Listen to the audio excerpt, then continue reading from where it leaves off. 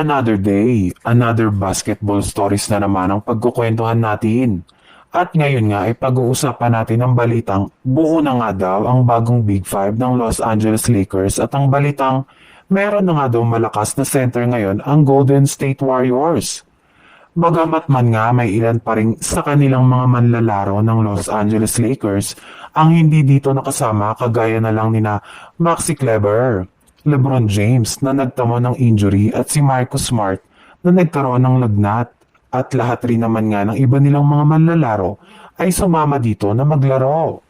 Naging solid nga ang kanilang naging practice kung saan nagkaroon nga dito ng maagang performance ang lahat ng kanilang mga key players. Ang problema lang dito, sigurado na nga na kahit anuman ang kanilang gawin ng Lakers ay underman pa rin sila pagdating sa regular season matapos magtamo ng injury si LeBron James.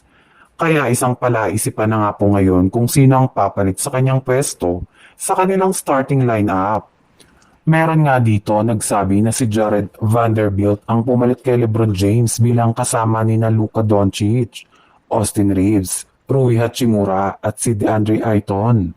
Ngunit kapag ginawa nila yan ay mauubusan nga sila ng opensa kaya posible nga na si Jake LaRavia na lang ang kanilang ilagay dito. Sa ibang balita naman, pagkatapos nga na maipanalo ng Golden State Warriors kahapon ng kanilang game laban sa Portland Trail Blazers, ay magkakaroon nga sila ng 3 araw na pahinga bago ang sunod nilang preseason rematch laban sa Los Angeles Lakers. At balak nga nila itong gamitin para ipagpatuloy ang kanilang ginagawang training camp sa loob ng kanilang pasilidad. Meron pa rin naman nga daw pong ilang mga bagay na dapat nilang ayusin sa kanilang lineup at sa kanilang rotation para maging pulido ito pagdating ng opening night.